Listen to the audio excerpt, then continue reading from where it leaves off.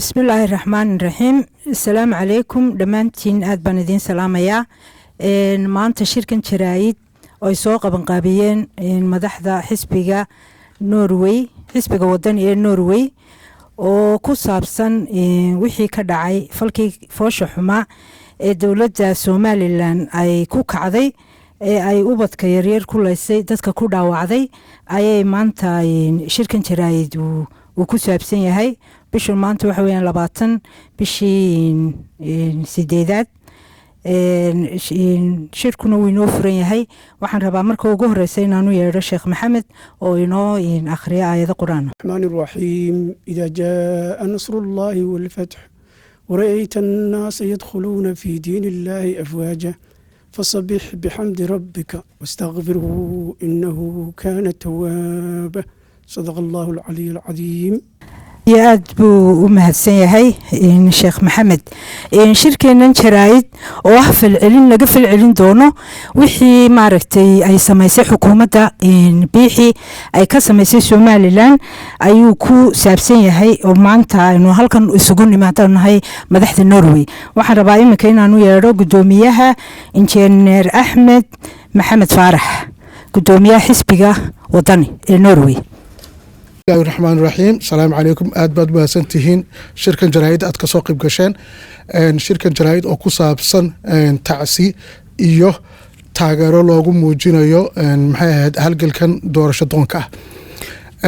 marka hore waxaan halkan uga diraynaa tacsi dhammaan intii ku dhaawacantay iyo intii ku geeriyootay in ilaahay ugu boogadhayo intii ku dhaawacantay intii ku geeriyootana Allah u naxariisto dhalinyaradii. waxaan kaloo halkan ka sheegaynaa shirkan jaraa'id inaynu ka xunnahay oo aynu doonayno in loo soo celiyo xorriyadoodii madaxda xisbiga xiran sida sharci darrada ah ku xiran. taana waxaynu doonaynaa in loo soo celiyo. halkan waxaynu ka cadeynaynaa inay taasi tahay arrin sharci darra. shirkan jaraa'id inagala qayb qaadanayo dhammaan madaxdii xisbiga wadani Norway ay ka mid yihiin xiriiryaha qaaradda Yurub isla halkan nala fadhiyo. waxaa kaloo inala jooga shirka jaraa'id isna ka qayb ambassador Mingiste. waxaa kaloo inala jooga madaxdii wadanka wadani Norway. waxaa kaloo jooga gudoomiyihii garabka haweenka Sucaad Cabdi Faarax. waxaa kaloo inala jooga xiriiriyihii qasnajigi. dhammaan waa madaxdii guddiga wadani ee laanta Norway oo halkan inala jooga oo dhammaantood shirkan jaraa'id ka qayb qaadanay. marka nuxurka shirka jaraa'id waxa weeye inaynu tacsi u dirno intii dhalinyaradii wax ku yeelooday ku noqotay ama ku geeriyootay inaynu u dirno. midda labaad, nuxurka labaad waxa weeye waa inaynu halkan uga dirnaa fariin adag ah in la sii daayo madaxda xisbiga wadani ee xiran iyaga in xorriyadooda si degdeg loogu soo celiyaa. wassalaamu calaykum waraxmatullahi wabarakaatu. aad iyo aad buu mahadsan yahay gudoomiyaha xisbiga wadani ee Norway. tacsida uu dirayna waxaan leenahay aamiin aamiin. ilaahay ubadka yaryar ee maanta shahiidka ku dhintay waa shahiid weeyaan ee dadka ka xaq daran leh ay ku dhufteen baaskooladaha si maaragtay ulakasa. waxaanu leenahay ilaahay naxariistii jannaha ka waraabiyo waalidiintii iyo ehelkii iyo ummadda Somaliland dhammaantoodna waxaan leeyahay samir iyo iimaan. inta maaragtay ku dhaawacan ee dhakhtarada ku jirtana waxaan leeyahay inuu ilaahay nabar gardarro uga dhigo. inta jeelasha ku xidhan ee la ogeyn ee guratay xukuumadda biixi ee jeelasha ku jirana waxaan ilaahay uga baryayaa inuu ilaahay cadowga qabsaday uu ka soo furfuro. iminkana waxaanu yeedhayaa xidhiidhiyaha qaaradda Yurub iyo Ameerika Cusmaan Cumar Dool. أعوذ بالله من الشيطان الرجيم. بسم الله الرحمن الرحيم. waxa aan halkan marka hore ka salaamayaa dhammaan dadweynaha reer Somaliland. waxaan si gaar ah iyagana gaar ahaan u salaamayaa taageerayaasha xisbiyada mucaaradka ah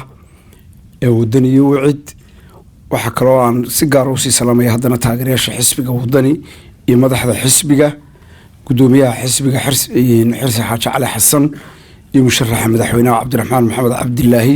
iyo madaxda kale xisbiga oo dhammaan salaamaya. haddaan salaanta ka gudbo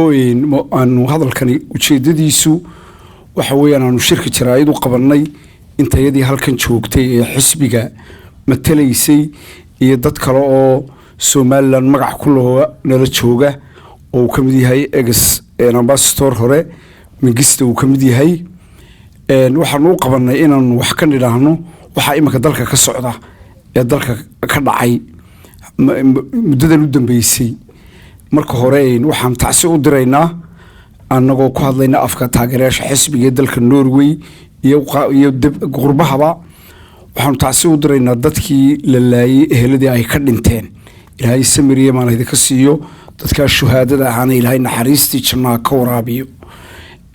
waxaanu cambaaraynaynaa falkaas oo hafal waaxishnimo ah fool xun intii silmiya u mudaharaadaya in rasaas lala dhaco oo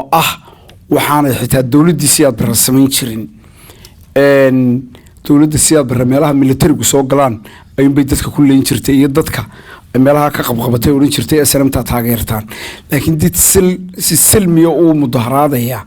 rasaas lamay dhici jirino edituugii markii lagu mudaharaadayay ee uu fal qabanayay dadka rasaas lamay dhicin xabad sida hoos ugumay dhigino baroonkumay furinay rasaas waanu cambaaraynaynaa falka aad iyo aadna waanu uga soo horjeednaa waxaanu leenahay adduunkana waanu gaarsiinay adduunka markaanu gaarsiinayna ma dacweynayno Somaliland ma dacweynayno laakiin maamulka ayaanu dacweynaynaa meesha ka jira ayaanu adduunka ka dacweynaynaa u sheegaynaa inuu yahay maamul dictator kalidii talisa dadkiisii laynaya adduunkuna inuu wax ka qabto aanu xaq ugu leenahay anagoo dhinacna aqoonsigii Somaliland iyo horumarinta Somaliland ka doonayna waxaanu dhinacna u sheegaynaa inuu taliska guracan sidii adduunyada wax uga qaban lahayd loo qabto taa markaanu dhaafno waxa la isku hayaa waxa weeyaan sida ogtihiin Somaliland meel fog baa laga keenay waa loo soo dagaalamay dad badan baa u soo dhintay guriyo magaalooyin dhan baa u dumay oo ogtihiin dad dhan baa loo soo laayo 44 la isugu xiray qadiyada Somaliland waxa weeyaan SNM ururkii loo jiray bay Somaliland ka timid ururkii SNM waxa dimuqraasi buu ahaa ilaa maalintii lagu dhawaaqay ilaa maalintii dalka la qabtay waxa urur dimuqraasi ah oo doorashooyin la qabto markii dambe ee Somaliland dadkii degayo dhan la isugu yeeray Somaliland la isla qaatay la walaaloobay in la heshiiyay waxa lagu heshiiyay in Somaliland sharcigu sareeyo loo siman yahay la dhiso oo la sameeyo taasoo process la soo mariyay Cabdiraxmaan Axmed Cali oo ku wareejiyay halkii ugu horeysay cigaal oo ka dambeeyay oo dhintay isagoo processkii dimuqraadiyadda wada Somaliland dibadda u taagay madaxweynihii ugu mudnaa ee ugu sharafta badnaa ahdigii dambe ee ka dambeeyay ragga hore waxay la kulmeen xilli fowda ahaa Daahir Riyaale Kaahin oo institutionka dalka oo dhan badankiisa dhisay ayaa ku xigay wuxuu qabtay doorashooyin isku barbarkana oo isku xigay oo dimuqraasiya aakhirkii waxa la wareegay Axmed Maxamed Maxamuud Siiraayo maantu inaan Hargeysa ka imidii sheekeeyay wuxuu ugu yiri oo Hargeysa in badan soo joogo halkan way naga caruurteena qaar celina in la celiyo baa ii sheekeeyo qoyskoodu halka geeyay soo af Soomaaliga oo soo barto dhaqanka ku yiri Fariida oo nin loo oran jiray Mujaahid Cali Xasan Cali Afdheer oo burca ku dhintay waadeer rumo u yahay wuxuu ugu dhaadir dawladii Siiraayo iskaad bay soo celin jirtay yaani wuxuu u jeeday dhaqaalaha dalka soo gali jiray laakiin tani wuxuu way gamba iskaada ma soo celiso iskaadku waa tagaska weeyaan yaani dadkay wax ku soo celin jirtay buu u jeeday dhaqaalo meelan buu dalku ahaa barwaaqo haabii guud wallahi been ma sheegayo tan laakiin wuxuu waa wamaangegan oo waxaan ku dhaaday rasaas bay dadkeeda tani u siisataa dalkeenu halkaas u maraya in dimuqraadiyadda la laalo waxa la isku hayo waa doorasho waxa weeyaan doorasho qabo oo dimuqraadiyadda halka laga sii wado iyo ma waan joogayaayo kalidii taliyaan ahaanaya wixii dalka ka soo baxayna ciidamaan ku samaysanaya ciidamadiina dadkan ugu hanjabaya imaka waxa run ah oo factia in ciidamadii faranta joogay guutooyin dhan la keenay cadaadley badar wanaag Hargeysa galbeedkeeda gudaheeda in ciidankii militariga la soo galiyay ciidamada waxaan ugu baaqaynaa oo noo sheegaynaa dadkeena inay dadkoodii yihiin inaanay dadkooda rasaasaynin inaanay aqbalin amar qaldan inay qaataan hadday qaataanna cidii amarka bixisay laga xisaabtami doono waxaan hadalka ku soo gabagabeynayaa waxa la inooga baahan yahay inuu qurba joognahay reer Norway inaynu taageerno xisbiga wadani inaynu bixisaan membershipka xisbigu dhaqaale u baahan yahay oo aragteen lacagtii dalka oo dhan baa lagu la dagaalamayaa xisbi institution wadanka ka jira ayaa lagula dagaalamayaa. cid kale markaa xisbigii ma haysto, dadkuu haystaa. waa inaynu riifaan samaynaa, inaynu la soo noqonno, dadka u soo celinno xorriyadoodii. min bari ilaa min galbeed ilaa bari dadku waa walaalo, waxay u baahan yihiin nidaam cadaalad u sameeya. waa ogtiin gobolada bari oo dhan dowladi ma gaadho, kama jirto. galbeedka fog dowladi kama jirto. waxa weeyaan dowladdu waxay isugu soo ururtay xaafada iyo tuulooyin iyo qayb waddanka ka mid a. taasina inama anfacayso, waana iska horkeen, waa qayb iyo xukun weeye. dadku waa walaalo, laakiin nidaamka muuse biixi baa kala qaybiyey. muuse laftiisana waxaynu ugu baaqaynaa oo dee innaga ahoo madaxweynaheennii inuu ku soo noqdo sharciga, inuu waddan dhisan baa loo dhiibay, waddan guux ayaa loo dhiibay, inuu waddankiioo sidiisiiya ka tago oo uu qabto doorashooyin kii uu ku yimid oo kale. waxaa kaloo aan tacsida isagana halkan u marinayaa, waxaa kaloon iyadana halkan tacsi u marinayaa abwaankeenii weynaa macallinkii maxamed ibraahim warsame hadraawi oo shalay lagu aasay magaalada Hargeysa. waxaan leeyahay naxariista shanaha ka waraabiya maxamed ibraahim warsame hadraawi oo inagu leh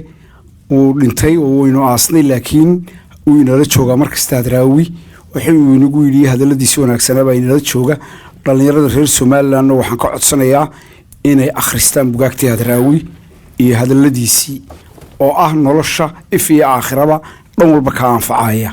waan idin salaamaya dhammaantiin, waa mahadsantihiin. salaamu calaykum waraxmatullaahi wabarakaatu.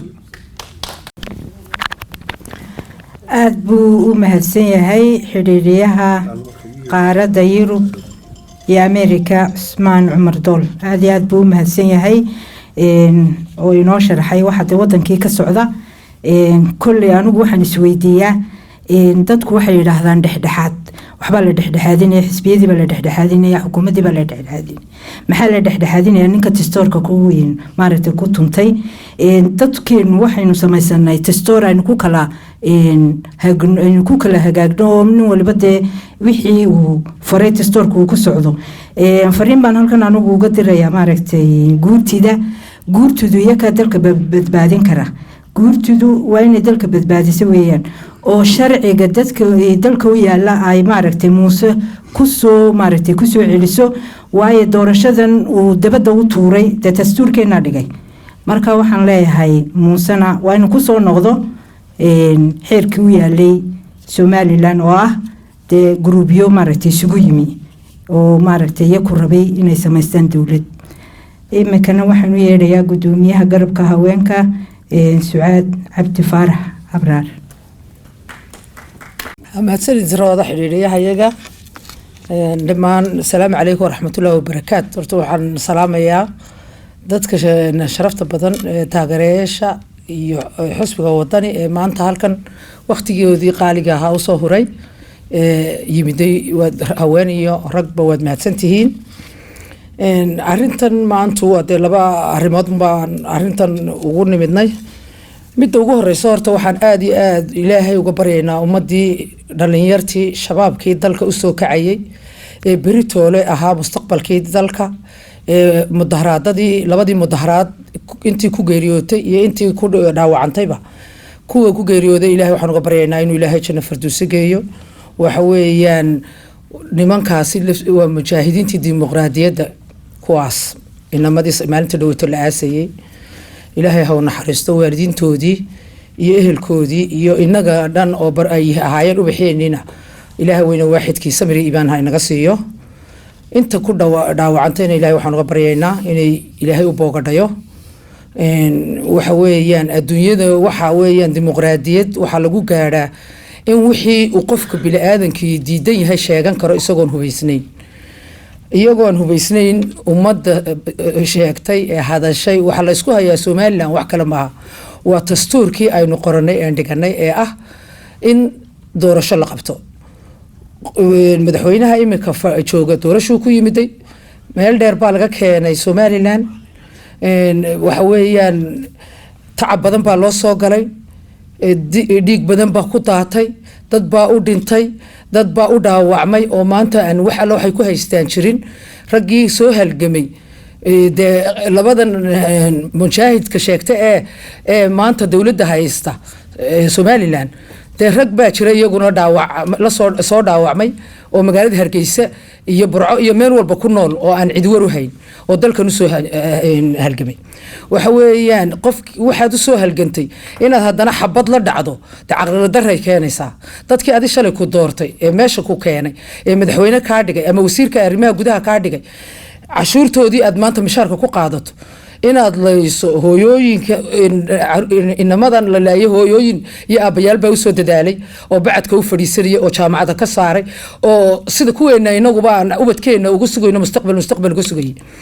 in aad maanta xabad la dhacdo waxa weeyaan madaxweynaha ayay magaxumo ku tahay wasiirka arrimaha dibadda ayay magaxumo ku tahay waxay aqal xumo ku tahay xusbiga kulmiye oo aad moodidba imika inuu dalkiiba la wareegayba يعني واحد مدابة دستوركية ديمقراطية دي بالله تاعيدنا كيال ميسو وحن هاتنا قيا دمان انتي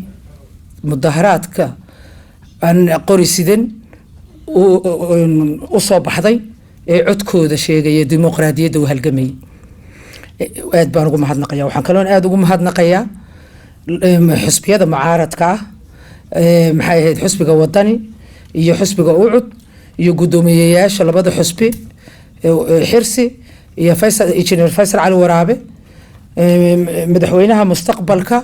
musharaxa madaxweyne Cabdiraxmaan iyaga laftirkooda halis la geliyay haddana dalkooda u turayay caruurtoodii dhex socday ka doortay in ay xabad qaataan inay si nabadgelyo ku socdaan kuwaasna waan u mahadnaqayaa waxaan farayaa hal kelmad waxaan leeyahay shicibka Somaliland hal kelmadna waxaan leeyahay ciidamada sharafta badan ee dalka ee aan ku hurudno nabadgelyadooda ciidanku waxa weeyaan xusbi maaha ciidanku maaha madaxweyne kastoo yimaada ciidanku waa waxa weeyaan kuwa maanta Somaliland lagu hurdo nabadgelyadana inagu halkan intaan ka tagno dalkeennii si nabadgelyo u tagayno ciidamada ayaa hawsha leh marka iyagoo sidaas oo sharaf naga mudan ciidanku oo inamadayadii ah oo rayaashayadii ah oo ixtiraamayno maaha inay ubadka ay iyagu dhaleen ama ubaxa dalka beritoole madaxweyne ka noqon doona inay xabadda ku furaan ciidamadaas maaha shacabkana waxaan leeyahay waa inaynu diidno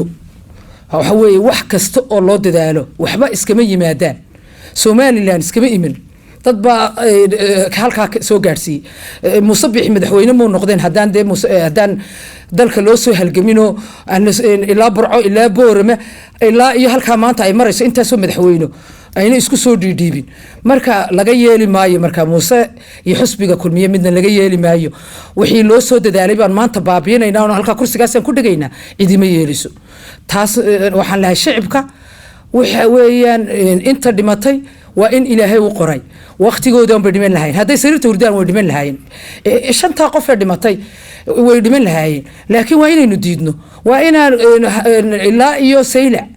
ilaa iyo halkaaynu xadkaayna caynamo ugu shisheeya waa in shicibku u soo baxo u diido mayra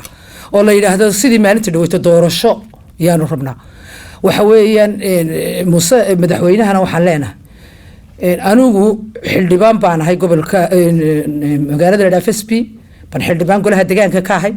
waan u gudbiyay xusbigayga nationalka iyo localkaba dhibaatadii ka dhacday Somaliland Somaliland dadaalkeeda waxaan ku jirnaa oon maalin walba ka shaqeynaa inna aqoonsado adduunyaduna maanta way isku xidhanto telefoonka yar iyo computerka yar baa lagu wada jiraa marka waxa weeyaan ma duminayna dalkayaga waan jecelahay inna aqoonsadaan rabnaa in aan adduunyada kale sida wadanada adduunyada kale ay adduunka uga qayb galaan rabnay laakiin waxaan gudbinaynaa in uu xusbigan maanta jooga yahay dictator ubadkayagii laayay maxay ahayd qaar dhaawacay madaxdayadii xusbigana uu xidhay oo jeelasha ka buuxaan taana cidna kama baqayno anu sanad walba waan tagaa wadanka imikadan October baan tagaya cidna uga baqi maayo walaa muuse aan uga baqaya walaa maxamed kaahin baan uga baqaya waayo waxaan xaq baan u leeyahay waa dalkaygii wey dalkaygana wanaagiisa inaan adduunyada kale u gudbiyana waa mas-uuliyad baa iga saaran waxa dhibaatada ahee dimuqraadiyiidkana inaan gudbino xaq baan u leenahay waanu gudbinaynaa dowladda norwijkana waanu u gudbinay waan sii wadaynaa marka waxa weeyaan doorashadu waa inay dhacdo golaha guurtida wixii la idin doortay waxa weeyaan ma aha inaad gudoomiyaha golaha guurtiga iyo gudoomiyaha baarlamaanka ee shicibku soo doortay labadaba waxaa la rabaa in ay codka shicibka ku hadlaan lama rabo inay codka xukuumadda dimuqraadiyiidka maxay ahayd caruurta laynaysa ma aha inay daawadaan de weligan bay inaga halkan waxayna soo gaadhsiisay markay sidaas wax u dhacaan in lagu noqdo guurtida iyo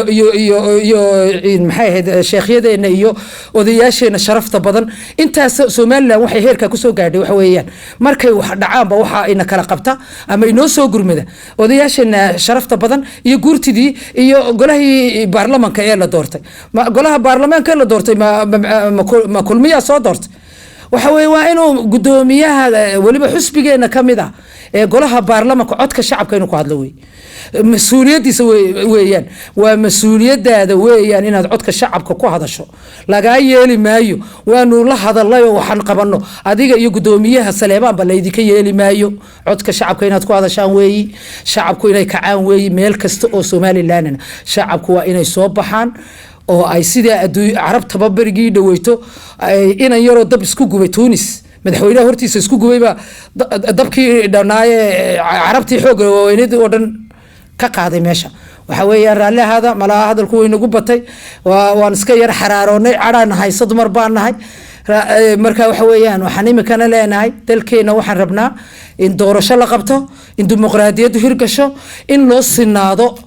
kursiga madaxweynaha iyo ka wasiirada iyo ka hooseeya dhulka xeera in loo sinaado halkan tacsi tiraanya looga dirayaa abwaankeeni qaaliga ahaa ee halka uu sugaanta dhigay cid digtay wali ayna jirin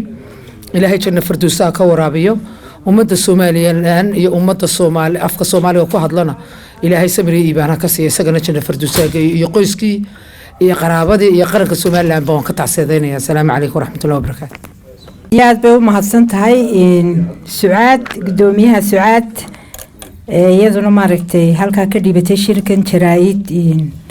hadalkeedii iminkana waxaan u yeedhayaa safiirkii hore ee dalka China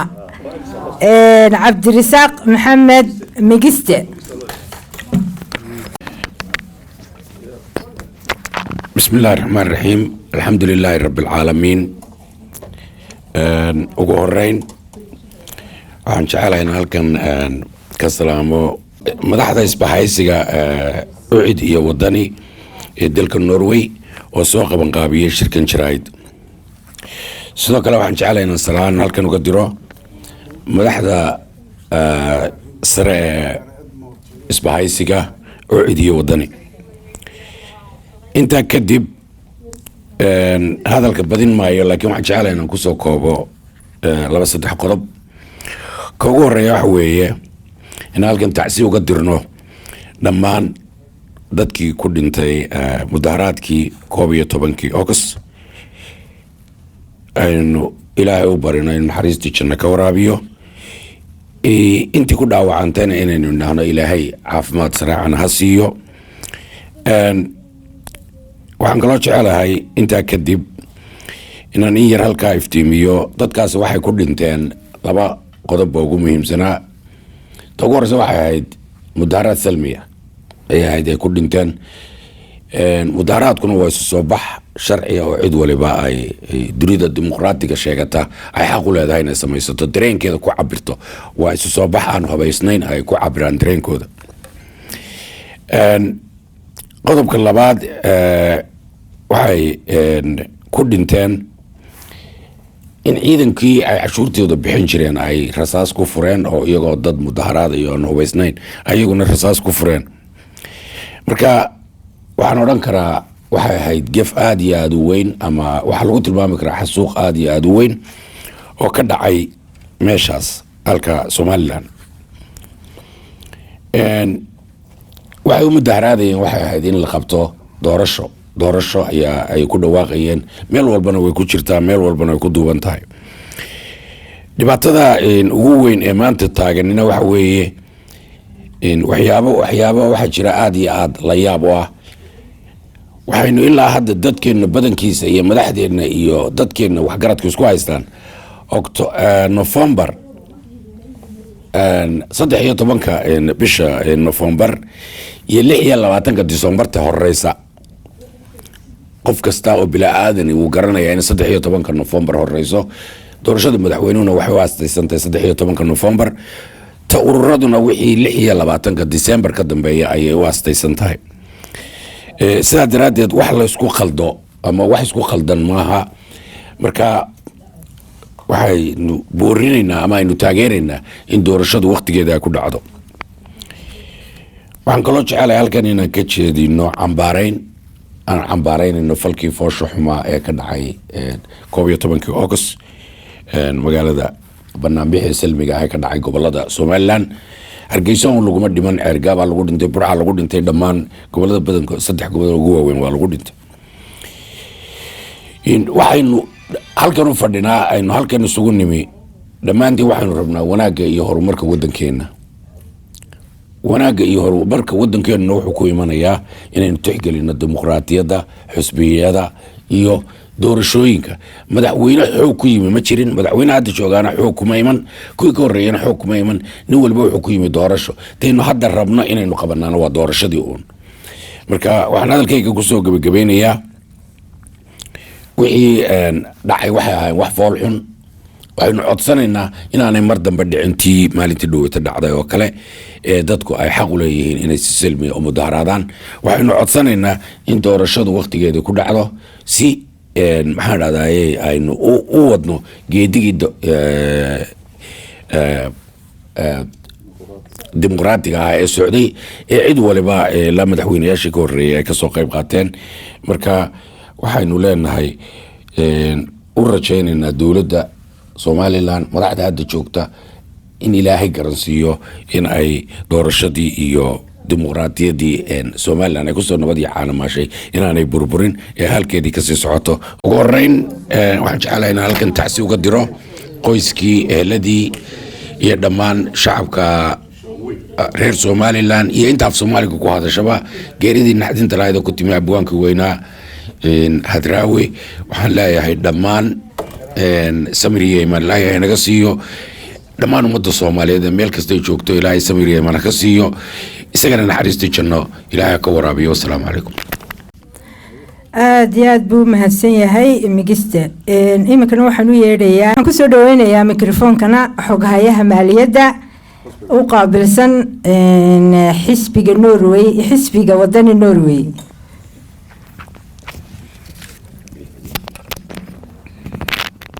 بسم الله الرحمن الرحيم اللهم صل على محمد. دمانتين واند ودا سلاميا انتينا كسو قيب قشي شركن waxaan kaloon halkan ka salaamayaa madaxda xisbiyada mucaaridka ee isbahaysiga ee wadankii jooga iyo inta Norwayba joogtaba aad baan idin salaamayaa. waxaan kaloon halkan tacsi tiiraanya looga dirayaa maanta ciyaalkii yaraa ubixii yaraa ee dalka maanta tacadiga xun loo geystay oo aad noogu reebtay murugo xoog u badan. maanan ka filaynin maanta dalkaygii Somaliland ee dimuqraadiga ahaa aan ku faanaynay inuu waxaas ka dhacdo. waxay nagu noqotay shock, bay nagu noqotay haddaan nahay dadkayga qurbaha jooga. taasna inay dib u dhacdo ma filayno. mudaharaadkuna waxaan doonayaa inaan istaagin ilaa iyo inta doorashada waqtigeeda lagu qabanayo. ayaan anagu jecelnahay aan caruurta ubaxaasna wax dambiya aan loo geysanin ayaanu ka filaynaa. dhammaan waxa kaloon halkan aad iyo aad uga xumahay dadka la xidhay ee xisbiga mucaaradka ah, xisbiyada mucaaradka isbahaysiga ah ee jeelalka xunxun ku jira ee weliba aan Hargeysa lagu xidhin ee lagu xidhay meel Boorama ka shishaysa oo sida loogu rafaadayo aan loo tegi karaynin, reerkoodii u tegi karaynin, cidina aanay u tegi karaynin, ee dhibaatadu haysato, ee cunto xumadu haysato, ee nalooga soo waramayo. taasna maanu ka filaynin inay Somaliland ka dhacdo. taasna waa murugo aad noogu weyn. marka madaxweynaha Muuse Biixi waxaan ka codsanaynaa inuu wadanka sidan uu ku hayo wax ka bedelo, ummadda sidan uu galiyo wax ka bedelo, doorashadana waqtigeeda ku qabto ayaan ka codsanaynaa. haddii kale waxay kaaga tegaysaa magac xumo ayay kaaga tegaysaa. madaxweynihii wadanka ku ciyaaray ee u bixilayay ee jeelasha samaystay ee askartii samaystay wixii laga soo halgamay ayaad ku dhaqmaysaa ee maanta dalka loo xareeyay. marka caalamka adduunka oo dhanna way ku soo wada eegayaan. anaguna ma joojinayno intaan qurbaha joogno, ashtakadaasaan wadaynaa oon kugu wadaynaa. mudane madaxweyne, arrintaas waa inaad xalisid, aday ku taala. waxaa kaloon u dirayaa guurtida iyo xildhibaanada wadankii jooga. maanta hawshaas idinka idin taala. 13 November waxba kama harsana. waad ogtihiin fasax baad iska gasheen xildhibaanado, fasaxa aad gasheen u bixiyo la laynayo ayaad fasax ku maqan tihiin. taasna idinkan taar idinku soo diray. waxaan leeyahay haddaan nahay dhaqaalihii xoghayihii Norway iyo reer Norway oo dhan, madaxdii oo dhan, taarkii waxay idin soo dirayaan, waxay idinku leeyihiin ku soo noqdo oo hawshii ka gala oo Muuse sidii aad uga qaban lahaydeen dalka idinka idin taala. Saleebaan waxaan leeyahay odaygii weynaa baa tahay, mas-uuliyad weyn baa ku saaran inaad dhuumatid kamaan filaynin ood meeshaad gashay iminka al'aankaan laanahay. markaa bal soo baxo oday weyn intaad iska dhigtid mas-uuliyadda qaad oo Muuse soo qabo. labadiinaasuba waad qaban kartaan, ka baarlamaanka, gudoomiyaha baarlamaanka iyo gudoomiyaha guurtida, labadiinuba waad qaban kartaan haddaad doonaysaan. wassalaamu calaykum waraxmatullaahi wabarakaatu. nuuri aad iyo aad bay u mahadsan tahay tacsida ay u dirtay caruurtii iyo xasuuqa wadankii ka dhacay ee uu sameeyey muuse waxaan leeyahay xasuuq wadanka ka wadaa waxa weeyaan inuu ummadda xasuuqo. xataa sunta uu ku shubayo dadka ee ka ilmeysiinaysay waa sun uu ka soo qaatay Jabuuti oo dadka ku reebi karta inay mustaqbalka uu ku dhaco kansal. marka waxa weeyaan waa inay dadkuna ka digtoonaadaan taa oo muuse maaragtay xasuuqa uu dadka ku sameynayo laga diyaar garoobo. iminkana waxaan u yeedhayaa macalin Naasir Cali Talyaani. بسم الله الرحمن الرحيم. الحمد لله والصلاة والسلام على سيدنا ونبينا محمد وعلى آله وأصحابه أجمعين. صلوا على النبي هرت بركة. اللهم صل وسلم وبارك عليه. وحن وهرين هل كان أنا وأن كعب بارين يا سوري وحن تعسي ودر يا مركو وهريسة أبوان كيني وينا شلت هولي هل كان جريودي ودنك محمد ورسام هدراوي وهارنتي أبوان معلم af Soomaaliya inta jirta imika baray oo macallin u ahaa. waxaan leeyahay Ilaahay oo naxariisto nin qaali ah inaga tagay. inta waxaan ku darayaa falkii runtii foosha xumaa ee ka dhacay Hargeysa iyo gobolada wadanka ee ay ku geeriyoodeen dad doonaya in ay arrinkooda ku muujiyaan codkooda banaanbax iyagoo oo sheegaya inay isbedel doonayaan in rasaas lala dhaco. halkaa waxaan ka arkaa in ay runtii Somaliland dimuqraadiyadeedii iyo arrinkii ay u socotay wanaagga ahaa in ay xumaan ay sawir xun ka bixinayso. waxaan xasuustaa anigu oon ka mid ahaa 1982 ardaydii ka dhagaxa ka tuuraysay ee iskuulka ku jirtay Faarax Omar. waqtigaas oo aanu dhagax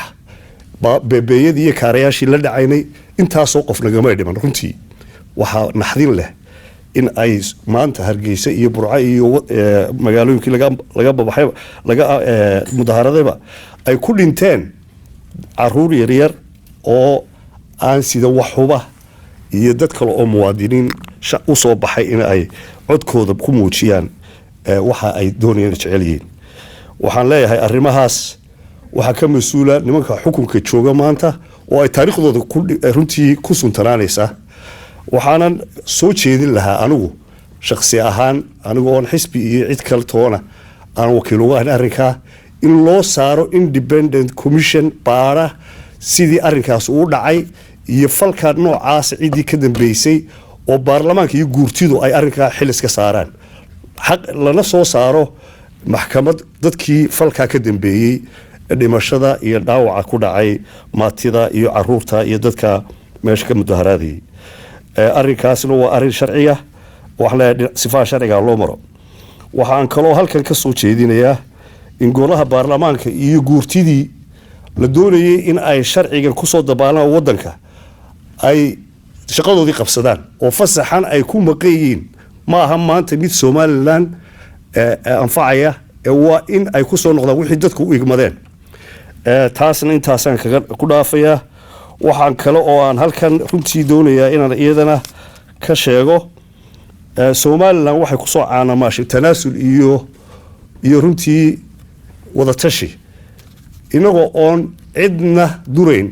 oo madaxweynaha jamhuuriyadda somalilan aynu leenahay madaxweyne sharcigun baa laysku hayaa sharciga adiguna kusoo noqo oo doorashada qabo 13 November qoladan ururada ee dabka kusii shidaya ee gaasta kusii shidaya arrinka waxaan leeyahay warnimayo arrinka ka odayayo ka daaya dabkana kusii shidaysaan ururada hadaatiin waxaan arkayaa halkii ay nimo waaweyn oo runtii de aan islaha way dhexgelayaan arrimaha ina iyagu aad moodid in ay gaastii dabka kusii shidayaan taasina waa mid subxaanallah waxaan leeyahay arrinka laga waan toobo ugu dambeyn waxa beesha anigu aan ka soo jeedaa ay runtii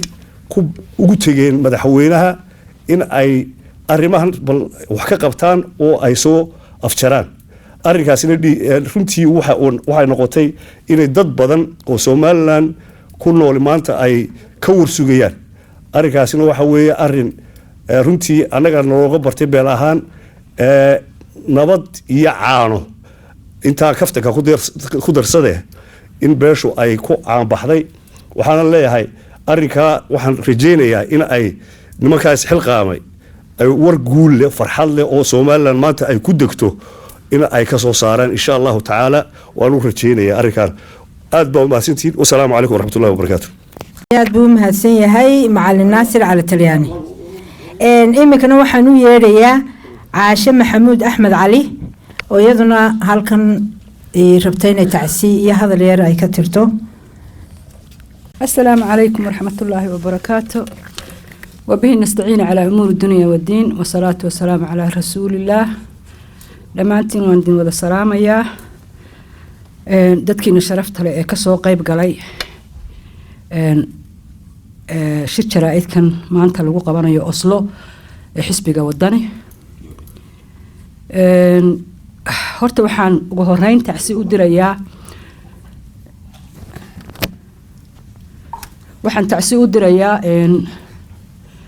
abwaan maxamed ibraahim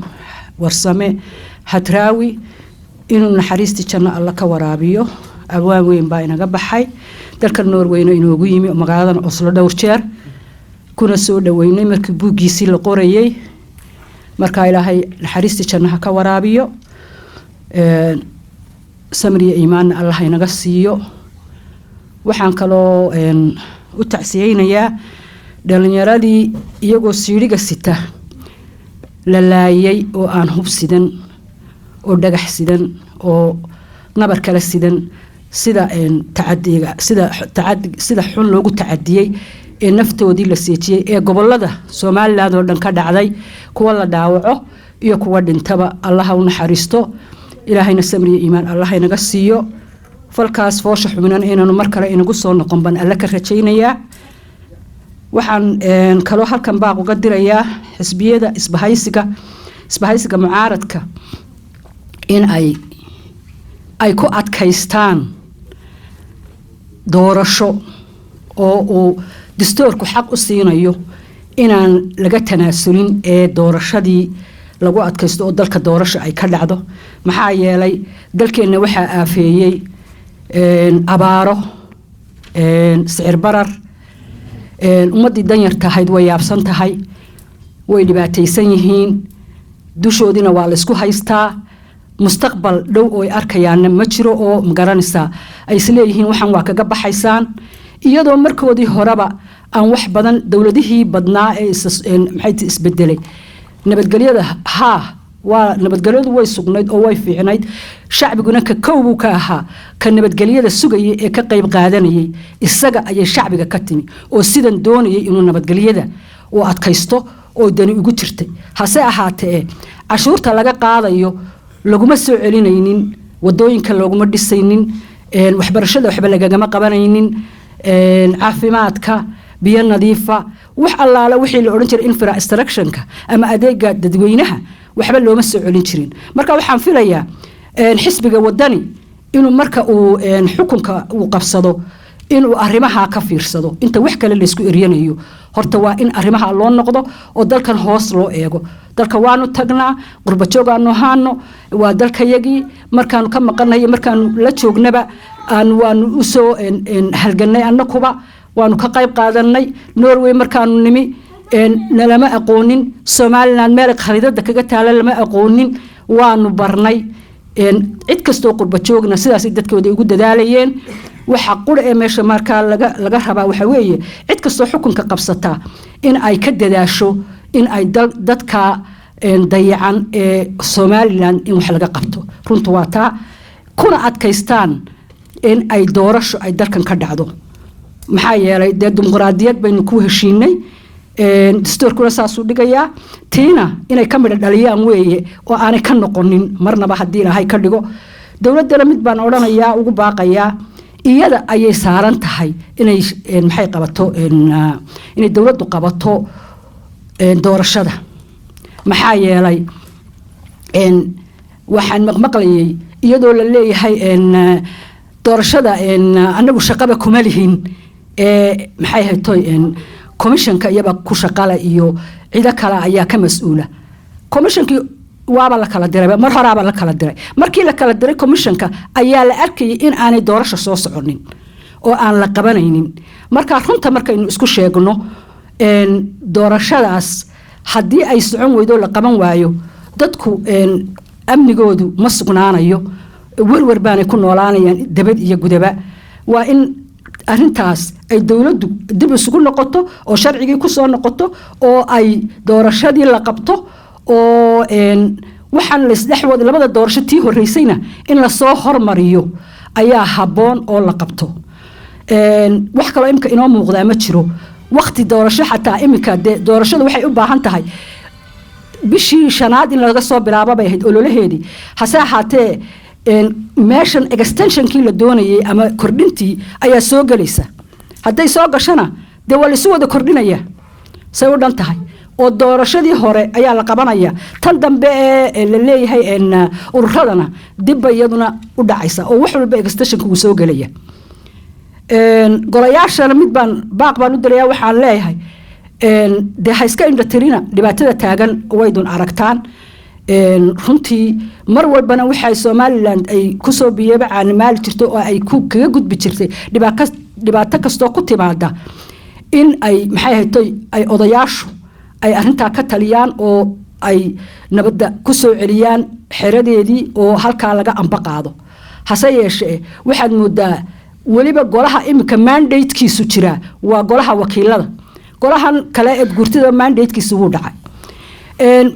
madaxtooyada mandatekeedu waa madaxweynaha mandatekiisu waa dhow yahay marka intaanay isku yaacin oo aanay sheekadu intaa ka sii fogaanin Somaliland waa inay ku noqoto waa lagu Somaliland waa lagu yidi diilan jiray Soomaalida gobolka ku nool oo dhan baa ku yidi diilan jirtay dimuqraadiyadda fiican iyo sida wacan la soo kala bedeli jiray madaxweynayaashii hore ee inaga isbedelay runtii nabar weyn oo fool xun ay Somaliland ku tahay oo maxay tahay aan inoogu suntanaanaysa taariikhda Somaliland inay maanta Somaliland halkii laga filayay horumar intaa ka sii badan oo sidii nabadgelyada ahayd silmiga ahayd la isku bedeli jiray doorashooyinka in la isku bedelo maanta waxa gaadhay nuqdad madow baa ku samaysantay Somaliland oo aanu aad iyo aad uga xunnahay marka haddaba aqligu ha shaqeeyo oo ha la isku noqdo oo doorasho ha la qabto dadkan doorasho ku kala hagaagayaan doorashadan sida loo marayo waa la og yahay cidna kama qarsoona marka anigu taasan ku boorinaya idinkana maxay ahayd qolyihiinan qurba joogta dhamaantiinba inay meel walba baaqa loo diro oo Somaliland horumarinteeda laga wada shaqeeyo waa xil weyn oo ina wada saaran aad iyo aadna waad u mahadsantiin sida fiican igu sharafteen waan idin salaamaya aad baad u mahadsantahay Caashe Maxamuud waxaan iminkana u yeedhayaa injineer Maxamed Cabdi Cilmi dhammaan waxaan salaamayaa dadkan shirka ka soo qayb galay ee aad u faraha badan waxaan doonayaa halkan inaan tacsi uga diro dadkii maalintii dhaweytoole sida xun loogu galay iyaga oo u halgamaya xuquuqdii aasaasiga ahaa ee ay lahaayeen marka waxaan u sheegayaa dadkii ay ka baxeen inaanay dadkaasi noqon ahayn dad leeloobay ay noqon doonaan dad taariikhda gala sidii dadkii mujaahidiintii hore ee sanamta waxa kale oo aan doonaya in iyadana mid ka idhaahdo doorashada musabixiyow abti doorashada qabo ciyaartii la odhan jiray bisada iyo muuska afrika way ka dhamaatay waxaan u malaynayaa bugaag badan baan akhrisan haddaad akhrisan lahayd maanta ciyaartaa waxaan u malayn lahaa inaad ciyaartaa dib u soo celiseen wasalaamu calaykum injineerku yidhi waxaanu leenahay muuse Somaliland maaha Jabuuti muuse bixina maaha Cumar Geeli oo 30 sanadood ku fadhiyay kursiga iminkana waxaan u yeedhayaa injineer Axmed Weli asalaamu calaykum waraxmatullaahi wabarakaatuh waxaan doonayaa inaan aad iyo aad ugu mahad celiyo madaxda xisbiga halkan joogtay iyagu soo diyaar gareeyay kulankan soo diyaar gareeyay xafladan tacsida ah ay nagu direyno dadkeenii ku geeriyooday wadankee sida khaladka u geeriyooday waxa aan doonayaa inaan halkan laba tacsidood ka diro mid waa taa dhalinyarada ku dhimatay sida khaladka ah gefka ah magarasa ee quursiga ah waxa muuqata midna waa abwaankeeni weynaa maxamed hadraawi maxamed warsan hadraawi labaduba midba hiil buu baahan yahay midba hiil buu inooga baahan yahay dhalinyaradu hiilka ay nooga baahan tahay waxa weeye inaan lagu ilaabin jeelasha in la xusuusnaado in la dilay oo khalad lagu dilay waa inaanu xusuusnaano sida ay u dhinteen siday tahay waxa lagu dilay wadada mari maysaan aqliga bini aadanka wuu qaadan karaa qofku hadduu fal dambiyeed ku jiro haddii uu magaraysa meherada u dhow yahay waxa cad in qofka lagu dilay wadadaas soo maraya waxaasna wax aqli bini aadan gala oo qof bini aadan uu qaadan kara maaha waxa markaa taas ay ka muuqanaysaa xaqir uu qofkaasi xaqirayo nolosha bini aadanka oo aanay agtiisa qiimo ku lahayn haddaba hiilka ay nooga baahan yihiin waxa weeye inaan lagaga hadhin halkii lagu xidhay inaan lagaga hadhin xabaashii la geliyey ee uu mudaharaadku sii socdo habeen iyo dharaar haddii lagaga hadho macnaheedu waxa weeye in loo xalaaleeyey inay iska haystaan in loo xalaaleeyey inay dadka iska dilaan waa haddii lagaga hadho hiilkoodu waa kaa haddii lagaga hadho waxay noqonaysaa wacadfur in lagu wacadfuray qofka bini aadanka ah xuquuqdiisa u dagaalamayey ee ku geeriyooday ee lagu xidhay marka maxaa la odhan jiray maxaan idhahdaa maaragtay hiilkooda ugu weyni waa in la wado mudaharaadadii habeen iyo dharaar taas waa taa ta kale maxamed ibraahim hadraawi isagana hiilkiisu wuxuu noqonayaa in aynu xusno wuxuu la soo dagaalamay xukuumadad qalata ah oo tan oo kale ah waayahan oo kale abuu soo maray waqtigan oo kale abuu soo maray waqti caruurta la laayo xabad lala dhaca abuu soo maray waa inaynu isaga hiilkiisu wuxuu noqonayaa inaynu maansooyinkiisii xusno waxaana jeclaan lahaa anigu inkastoo maansooyinka kor ka qaban inaan halkan ka akhriyo maansooyinkiisii waqtiyada noocan oo kale ah iyo waayaha noocan oo kale uu soo maray iyo maansooyinku ka tiriyey waa xus waayo isaga taasaa u xusa hadduu dhiigu daatiyo hadday xaydhi daxataba hadday guusha digatiyo hadday daahya rogataba hadday qaansa dabacdiyo haddii shish dalagantaba haddii dayla curatiyo hadday deera tabisaba adoo doola mooyee damac waa halkiisii dabna waa dabkiisii macnaa dadku isma dhiibayo yani dagaalku wuu soconaya hubkina hubkii weeye bini aadankuna waa bini aadankii ujeedadii leyna waa ujeedadii uun dusduskay ku dharagtee haddaan daal ku dheeraan gabbal baas u damin nabad nin daleelsi lagu cunay haddaan guuto loo dirin dakharkiiba toban noqon nin kastoo duniga qaba haddaan daabcad lala dhicin jananada durduurta ah haddaan daadku soo qubin aqalada derbiga dheer haddaan daaqad laga gelin ninka dabinka boodka ah haddaan diirad lagu helin ninka dabinka boodka ah haddaan diirad lagu helin aqalada derbiga dheer ninka dabinka boodka ah haddaan diirad lagu helin lagu dhuman dalowyada haddaan shiishka darajada dalacaada laga dhixin dal allay u kibirtay haddaan iilka lagu degin haddaan meydku duurkiyo dareemaha ka fara badan haddaan fiinta laga didin fadhigay ku daaqdee haddaan soorku dalandalin halka doollo laba maro haddaan raacda dabagelin dacfalaanka mahadiyo dardarsiga barwaaqada iyo doosha subaga leh haddaan laysku dacarayn inta u daran haddii duulo lagu falin haddii aan deebta gumuciyo lagu guban dabkaan shido duhur laysla wada jira haddaan guusha laydayn alla hadodaydaha gobolba dadweynuhu waxa muhiim ah in aynu xusuusino dadka oo dadku had iyo goor xusuusnaado dadka waxa lagu dilay wadada hamarina waas wax bini aadan aqligiisu qaadan karo oo aynu xusuusteena inay ka baxda aanay ahayn way wassalaamu calaykum waraxmatullaahi wabarakaatu iminkana waxaan u yeedhayaa odayaasha xisbiga wadani cabdirasaaq cali cabdi بسم الله الرحمن الرحيم السلام عليكم ورحمة الله وبركاته آدي آد بيوم مهدسين هقانك حسبك نصق بنقابيي شركة شرايد مانتا إنو يسوقون نمي aynu kaga ku cambaaraynana wixii ka dhacay dalkeenna 11 August xalay September 11 August ugu horeyn waxaan tacsi u dirayaa abwaankii weynaa Maxamed Ibrahim Hadraawi oo ku geeriyooday lagu aasay shalayta magaalada Hargeysa waa nin taariikh leh waa nin odaya waa nin aad iyo aad dhulka Soomaalidu ku nooshahay magac weyn ku leh waa nin soo halgamay tuusha shalayta ka geeriyooday ma ahayn tii uu soo halgamay mid kale ahayd ilaahay ha u naxariisto ilaahay qabriga ha u nuuro ilaahay janna firdowsaha ka waraabiyo qof qiimo kula buu ahaa mujtamacina dhexdiisa waxaan tacsi u dirayaa dhalinyaradii waxa ahayd ee ku geeriyootay mudaharaadkii salmiga ahaa ee maalintii dhaweyta ka dhacay wadanka gaar ahaan magaalooyinka waaweyn wadanka oo dhan ka dhacay geeridiisa waxay ka dhacday magaalooyinka Hargeysa iyo Burco iyo Ceerigaabo inta kalena mudaharaadku uu ka wada dhacay dhalinyarada waxaan la ilaahay ha u naxariisto gacan ka xaq daran baa dishay ciidankoodii baa dilay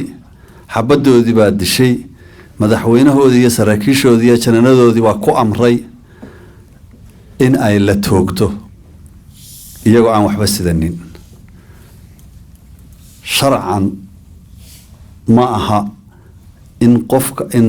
la amro oo saraakiisha iyo madaxdu amarto in dadka la laayo dabeetana ay miiska xagga inooga soo fadhiistaan ay yidhaahdaan waxaanu nahay muslaxiin waxaanu nahay dad wanaagsan waxaanu nahay dad aayaha ka talinaya maaha dhiigga maanta daatay ee dhalinyarada ah ee anisadka ah ee lagu soo tabcay waxa weeye in la xusuusnaado oo meel lagu qoro waxaa muhiim ah axsaabta mucaaradka iyo baarlamaanka gaar ahaan guddida dabagalku inay meel ku tiiriyaan cidda falkaa ka mas-uulka ah cidda amarka bixisay saraakiisha bixisay iyo cidda fulisay waa in meel la dhiga oo laga dabagalaa oo lasoo taagaa maalin maxkamad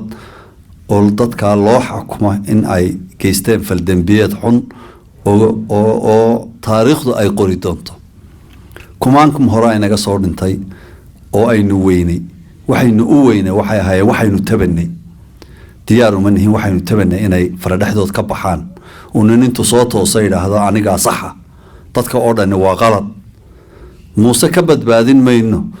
wadanka oo qura muuse xitaa caruurtiisaynu ka badbaadinana caruurtiisa u baahan in laga badbaadiyo maaha yani jilibkiisa caruurtiisa laftooda u baahan in laga badbaadiyo falkiisa waayo dadku inay colaad u qaadaan iyo inay utun u qaadaan ay yidhahdaan caruurta iyaduu dilay amba ilmaha iyaguu dilay kuwaas laftooda badbaado u baahan waxaan ka codsanayaa shacabka somalilan inaan laydin kala qaybin, inaan laydin kala qoqobin. muuse wuxuu doonayaa in laydin kala qoqobo oo la yidhahdo reer hebel baa reer hebel ku duulaya. waxa ka maqan gabiiley, way ka maqan yihiin burco, way ka maqan yihiin cayrigaabo, way ka maqan yihiin berbera, way ka maqan yihiin boorame. waxaynu u baahannahay inaynu u fekerno si sax ah. wax yar tusaale yar baan idin tusayaa. maayarka gabiiley intaasoo lacaga iyo intaasoo awood fala ayaa lagu soo cadeeyey. xildhibaanadii halkaasay tuban yihiin. awood dowladeed baa xilka lagaga dejin karay la-yahay. warqad inta halkaa lagu dhejiyay lamaba fadhiisan karo. waa simbal yar u arki kartaan muse ciddii dee umurtiisa gasha waa la col. ma reerkiisa waa arkayseeno 700 oo qoys ayaa laga raray dhul oo la yidhi beri baa muuse maray, amba adeerkii maray, amba aabihii maray. marka la isku dardaro waa calaa 7, yani waa 2,000 oo qof oo dhow ayaa la yidhi ha laga raray guryahoodii. dee waxaasi wax aynu u adkaysan karna maaha. dadku waa inay toosaan. axsaabta mucaaridka waxaa looga baahan yahay inay muujiyaan falalkan, in la dabagalo, in la muujiyo, in loogu cadeeyo cidda ka dambeysa iyo cidda amaradaa bixisay. mas-uuliyaddaasi waxay saarantay madaxweynaha, ma qaybsana. isagaa taliyaha guud, isagaa amarka bixiya, isagay saarantay. nimanka fuliyeyna waa fuliyayaal. wasiirada la hadli mayno, waa nimankaa loo dirtay. waxaanu weydiinaynaa ma jirto. isagaa ka mas-uula. walaa mid daakhili baanu la hadlanaa, walaa mid kale oo kalluun iyo adhi raacaanu la hadlanaa, walaa mid kale oo riya raacaanu la hadlanaa. waxaanu la hadlanaa isagaa la doortay, isagaa shaqada u dirtay, dembiga isagaa leh, isagaa u qoolan, isagaa dembiga iyo feelasha la daba qaadaya. aada iyo aad baan idinku mahadnaqayaa. waana salaamantiin. salaamu calaykum. cabdirasaaq, imkana waxaan u yeedhayaa cali diiriye. السلام عليكم ورحمة الله وبركاته. والد السلام يا دي قرآن بوني دح فدي أنا قوب شوك بانها وحن شوقي مدهرات كي كوبيتو مكبشة كل نقول ما يود جنب البلا وضع فدي تضبطي سبح نمو أيام حفيزك نيو هرجيس حسبك التجني مركي مدحدي حسب وايتمي وحوي قد بدال شيء دي مدحدي جمع سقف ستيل بابك كبحدي rasaastaa bilaabatay. markaa kulley dadkii dee kabtay meeday nin waliba meeshii ma garanaysaa u banaanayd uu daxbada kaga gabanayay iyo suntii ayaa ka mid ahaa. wixii ka dambeeyey dhacayna dee ciidida ka sheekeyn mayso waa ka waraysaan. waxaa dadku xabadda lala dhacay ilaa niyo hargeysa reer burcaan anigu kulley laakiin dee hargeysa waa garanaysaan. saldhigga booliiska kaalinta ina shukri ilaa iyo hoteelka Ramaaso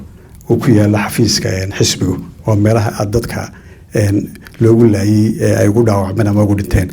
qofkii ugu horeeyay ee dhintay wuxuu ku dhintay xarunta xisbiga New Hargeysa. markii madaxdu ay dhaqaaqday gacmaha qabsadeen askartu diyaar bay ahayd.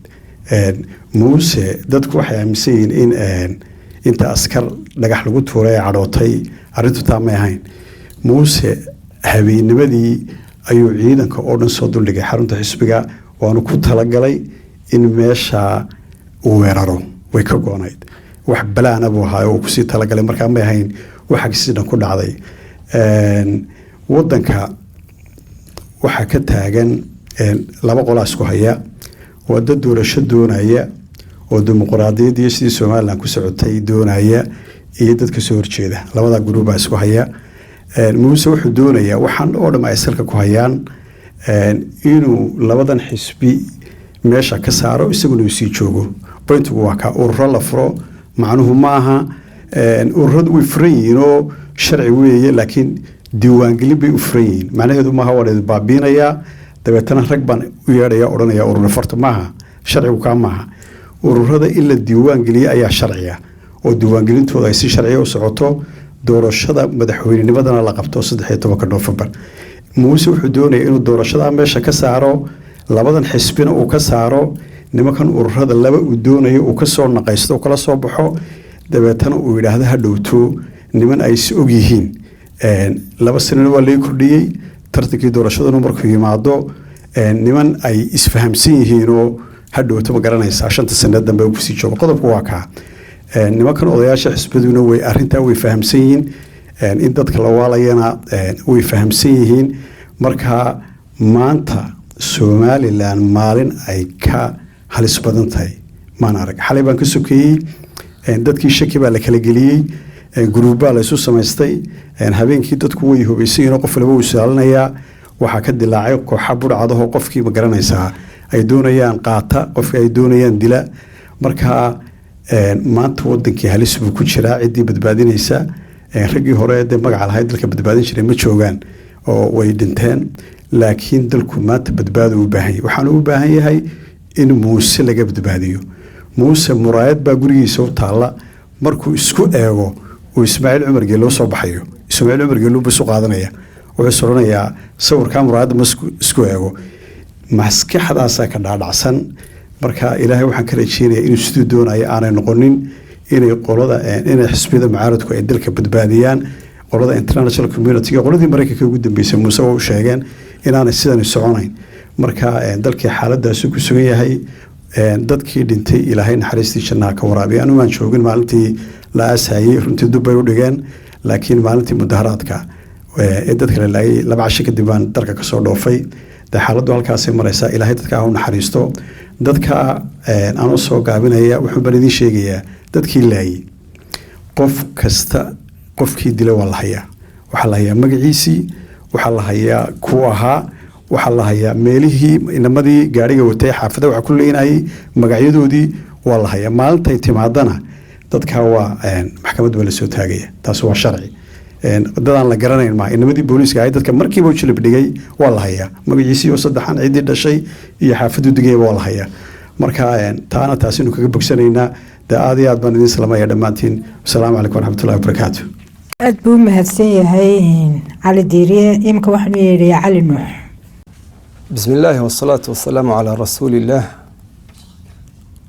أنوغو شان قضبو كليهم بانوران لها إن شاء الله توقوها الرئيسة سيدو بروتوكول كو يهي تعسيدا يدعادنا إنو يسوغنمي لانتا حزبية دا إسباهيسيغا نوروي أما أصلو أي سوقا بانقابيين marka ugu horeysa waxaynu tacsi u diraynaa guud ahaan ummadda Somaliland ee ay ka baxeen abwaankii mufakirkii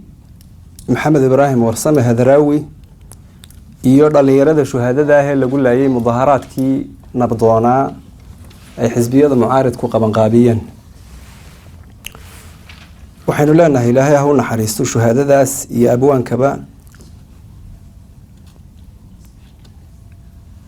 waxaana runtii sidii horeba looga hadlay ay labada dhinacba inooga baahan yihiin abwaankaasu in la xuso oo runtii anigu aan u aqoonsanahay dadkii ummadda ugu waxtarka badnaa macallim mufakir abwaan يعني وحوها encyclopedia حق دقنك iyo afka ah ilaahay ha u naxariisto naxariistiisa ha ku hagoogo dhalinyarada shuhaadada ahna waxaynu waajib inaga saaran yahay tacabkoodii iyo dhiigoodii inaan la dayacin oo dee haddii mudaharaad dhaco oo dad lagu laayo oo markaa wixii dhaqdhaqaaq iyo kacdoon bulsho ahaa ee soconayay uu halkaa ku gamaaro dee waxay noqonaysaa in aynu khiyaanaynay dadkaa dhintay iyo kuwa naafoobay sidaa darteed dhaqdhaqaaqii la bilaabay ma aha runtii gobonimo ma aha sunnana ma aha in inta hawl la bilaabo qabyo lagaga tagaa dhalinyarada in loo hiiliyo oo halgankii ay ku dhinteen waxaan anigu aaminsanahay insaaniyadda ayay u dhinteen dhalinyaradaasu sababtu tahay wax aynaan geyin ayaa laynagu dayay oo ay dadku diideen oo iyagoo markaa musaalimiin ahoo nabadgelyo u socda ayay codkooda ku diideen dabeetana rasaas baa lala dhacay. haddii markaa uu mudaharaadka iyo kacdoonku halkaa ku gamaaro ama ku baabo ama ku joogsado dee dhalinyaradaas dhiigoodii hadur baynu ka dhignay. sidaa awgeed xisbiyada mucaaridka ah ee isbahaysiga waxaa looga baahan yahay mowqifkii hore ee ay bulshada u sheegeen inayan madaxdeenaasu ka tanaasulin baa loo baahan yahay. midna waan ka talin lahaa anigu, muuse wuxuu isku dayayaa inuu sharci darro badan sameeyo si la isugu yimaado wax yacyacooba oo la yidhaahdo niyo 2 sanana kororhso xisbiyadana uu kordhi. laakiin anigu weligay dadka qaar hadday taa ku farxayaan anigu waxaan odhan lahaa inaan la aqbalin. sababtu tahay markaad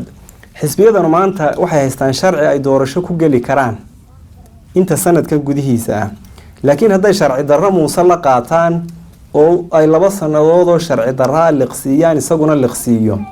horta waa kowe muuse cahdi ma laha oo tii sharciga ahaydba siduu u dumiyey buu hadhowna sharci darrada lagu heshiiyey duminaya. taasi waa ta koowaad. midda labaad weeyaane gar iyo xujo ma yeelanaysid nin adigoo sharci ku taagan aada sharci darro ka aqbashay inaad hadhowta kula doodo waxaanaynu ku heshiinay oo sulx noqonaya. maxkamad kugu garsiinaysaa anigu ma jirta baan aaminsanahay. midda saddexaad weeyaane dee haddiiba xataa ay saa ku heshiiyaan xilliga uu jabinayaa xilliga uu jabin doono la garanayo. sidaa darteed madaxda mucaaridka ee inoogu madaxda ahayd howlahan socda iyo thawradan ama mudaharaadkan silmiga waxaa loo baahan yahay inay ku adkaystaan. haddii iyagu ay aqbalaan oo halkaa ka tanaasulaana shacbi weynaha anigu waxaan kula talin lahaa waxaynaan berri aqbali doonin yaynaan maanta aqbalin, waayo dad gobonimo iyo sharaf u dhashay baynu nahay. berri ma aqbali doono keli taliya sida wadanada Afrika iyo kuwa Carabta qaarkood u aqbalaan. wax aynaan aqbali doonin horena aynu u diidnay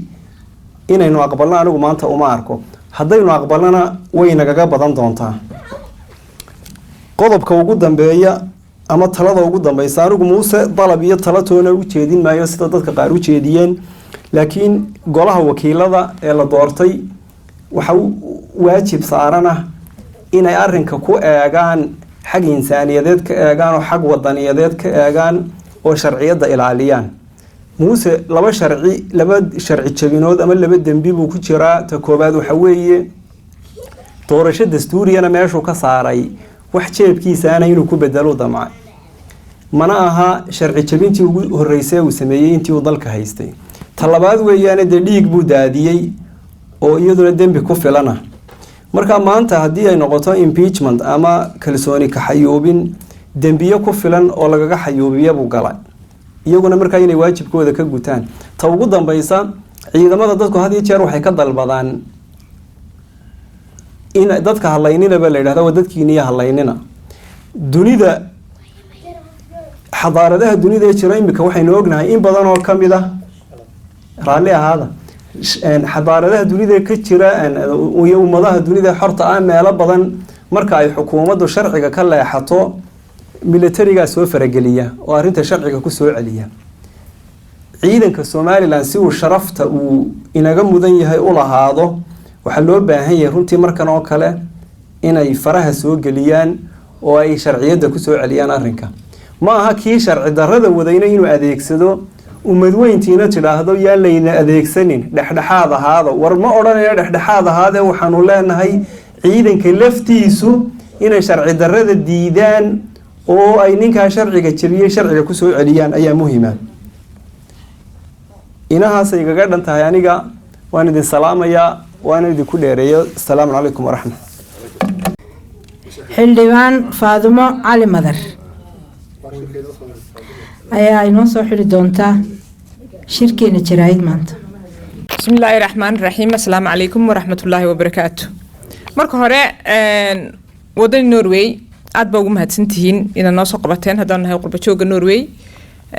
shirkan jaraa'id oo isugu jira 2 dhinac kow lagaga hadlayo wixii foosha xumaaya ka dhacay somalilan laba lagu tacsadeynayo dadkii dhalinyarada ahaa ee ku geeriyooday mudaharaadkii ka dhacay somalilan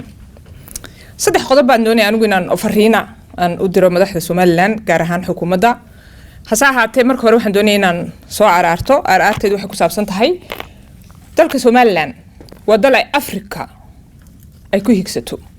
halkuu ka gaadhay dimuqraadiyad iyo kala dambeyn iyo dialoog wax walba ku dhamaystay iyagoon waxba haysanin oo aada u yar aan weli la aqbalin waa wadan ay dowladaha caalamiga aheen yurub iyo maraykan iyo meel kasta ay ixtiraamaan oo wax ku siiyaan ay gacan ku siiyaan lagamana filaynin maanta inaynu iyagoon cidina soo weerarin inagu xabad isla dhacno ciidamadii amnigeenu samaysanay booliiskii amnigeenu samaysanay amar isku siino inay caruurtii naga laayaan waa wax aanu anagu haddaan nahay qurba jooga aad iyo aad uga xunnahay ula dhanacaynayno anigu markaan halkan taaganahay dad baa is weydiin doona waayo anu waxaan ahay siyaasiyad norwejiyada oo somalilandara oo aad u jecel somalilan oo qof kastoo somalilan jecel oo horumarkiisa jecel aan odhan karo waan matalaya waan la shaqeeyaa dowladda norway waan garanayaa dimuqraadiyad waxay tahay waan garanayaa dialoog waxay tahay waan garanayaa siyaasad waxay tahay waa lagu murmi karaa siyaasaddu dhibaato ma leh laakiin waxyaabaha noocana maaha waxaan somalilan ka filaynay mana aha waxaa dadka somalilan jecel anigoo kale inay qaataan oo aqbalaan ama ka aamusaan ay ka hadli waayaan laga filaya maaha qof kasta oo somalilan jecel horumarkeeda iyo jiritaankeeda waa inuu ka hadlo uu dhaleeceeyo qodobada fariimaha ee aan dirayo intii aanan gaadhin waxaan tacsi u dirayaa eheladii ay ka geeriyoodeen dhalinyaradii geeriyootay iyo dhammaan somalilandarka meel kastay ku nool yihiin iyo dhammaan inta somalilan joogta waa caruurteennii oo dhimatay ilaahay naxariistii janna ha ka waraabiyo inta dhaawacantay cusbitaalada taalana ilaahay caafimaad sareecan ha siiyo intaa kadib saddex fariimood baan doonaya inaan xukuumadda Muuse Biixi u diro lambarka koowaad waxa weeyaan doorashada inuu Muuse qabto oo ah tal lagu muransan yahay waayo waa mas'uuliyad madaxweynaha saaran waa waxyaabihii loo igmaday ee shaqada madaxweynaha ahayd taariikh inuu qabto oo uu ku qanciyo Somalilandarka uu ku qanciyo xusbiyada mucaaradka ayaan ku sugaynaa 13 November haddii aanu ka gaarsiinaynin waa inuu si cad oo aan gabasho lahayn uga hadlo sababaha uu qaban waayay ugu suurtagali weydo ma aha inuu Muuse Biixi xasuusiyo falalkii Trump uu ku kacay iyo sharaf darradii uu kaga tagay markii uu Mareykanka xukumayay ma aha inuu xasuusiyo wixii ku dhacay farmaajo waxyaabaha noocaas ah looma baahna madaxweynaha Somaliland waxa tahay madaxweyne aanu dooranay oo aan ku kalsoonayn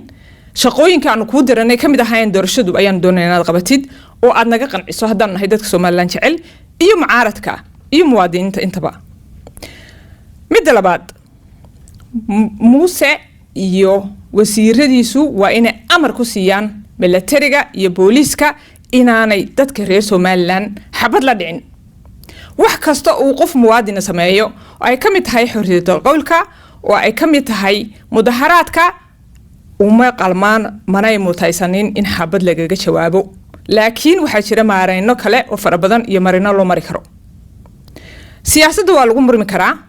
buuq uu ka dhalan karaa wax dhibaato ah oo ay leedahay taas ma jirto iyo cid kale soo fargelin karta waxa ka dhaxaysa cidda markaasi han siyaasadeed leh iyo cidda mas'uuliyadda haysa markaas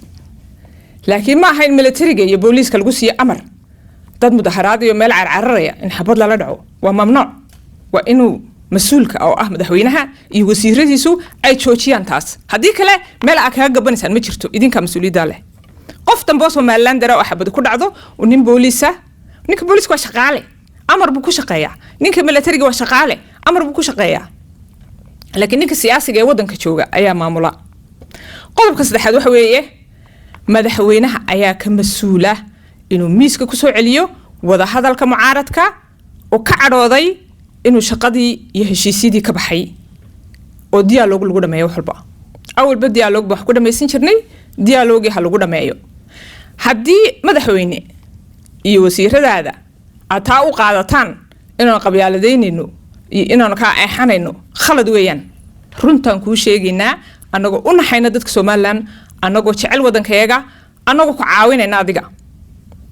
waa inaad dialoog soo celiso wada hadal intay wafdiyo European iman lahaayeen idin kala turjumi lahaayeen oo kolba cid la shir lahaayeen adigu u yeedh mucaaradka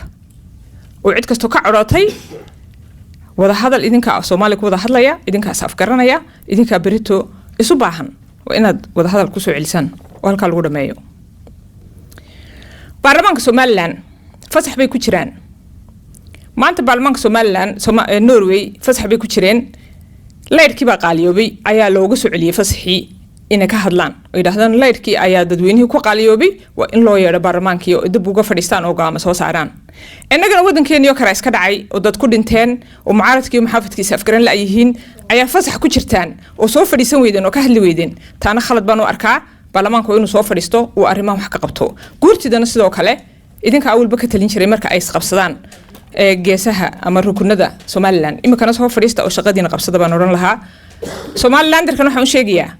de wadan bay leenahay wadankeena waa inaan ilaashano wadankeena waa inaan jeclaano horumarkiisa waa inaan jeclaano waxa weeye inta gudaha joogta ayaa inta qurbaha joogta ka badan 30 sanadood bay maanta Somaliland jirtaa waa inta Soomaaliya ku jirnay inuu heshiiska la ahayn ama aynu kamid ahayn ama aynu maxay unionka la ahayn aynu gaarnay maanta laban laabkeed weeyaan waa waqtigii aynu oran lahayn Soomaaliland hala aqbalo aynu international community ga weydiisan lahayn waqtigii baynu gaarnay maaha waqti aynu isku daba meereysano wadankeena waa inaan ilaashano oo aynu jeclaano kuwiina markaa ku hadaaqay yiraahdaa Soomaaliland waa dhacaysaa iyo ma jirayso iyo sidan maaha aad iyo aad baan uga xumay hadallada noocaasa Soomaaliland way jiraysaa waana jirtay 12 jir weeyaan waa dimuqraadiyad waa meel wanaagsan waa meel qurux badan insha Allah taala madaxweyne kolba la doorto dhacayo imanaya waxa ma yeelayo madaxweyne waa la doortaa uu dhacaa waqtigiisa dhamaada wakaas marka laakiin dadweynaha ayaa iskale muwaadiniintaas kale intaas hadalka ku soo gabagabeynaya wadan Norwayna aad baan ugu mahadnaqayaa in iyagu maanta garteen in ahaadaan kuwa u yeedha qurba jooga murugeysan ee xanaaqsan oo ay ku yiraahdaan kale oo maragtay halkan maxay heetoy codkiina ka dhiibta una tacsiyaday dadkiina dhintay wassalaamu calaykum wa rahmatullaahi wa barakaatuh